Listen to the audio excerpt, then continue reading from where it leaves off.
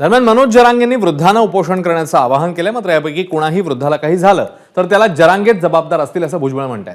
जरांगे कोणाचाही विचार करत नाहीत, केवळ प्रसिद्धीचा विचार करतात, अशीही टीका आता भुजबळांनी केली।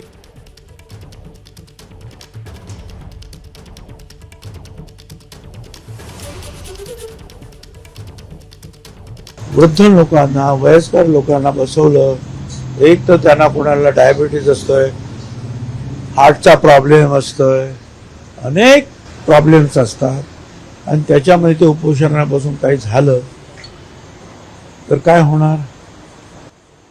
मला त्या पोलीस डिपार्टमेंटला सुद्धा सांगायचं आहे, याच्यातला कुणी माणसाला काही जर झालं तर त्याची जबाबदारी या जरांगेवर, हा मृत्यूच कारणीभूत ठरला म्हणून याला अरेस्ट करून याच्यावर पोलीस कारवाई झाली पाहिजे। बरं, 12वीच्या परीक्षा सुरू झाल्या, त्या परीक्षांचं काय होणार पोरांचं जर तुम्ही रस्ते बंद केले तर? त्यामुळे तो कुणाचाही विचार करत नाहीये, तो फक्त स्वतःच्या प्रसिद्धीचा विचार करतोय, बस। दुसरं कुणाचं त्याला काही घेणं पडलेलं नाही। एबीपी माझा, उघडा डोळे बघा नीट।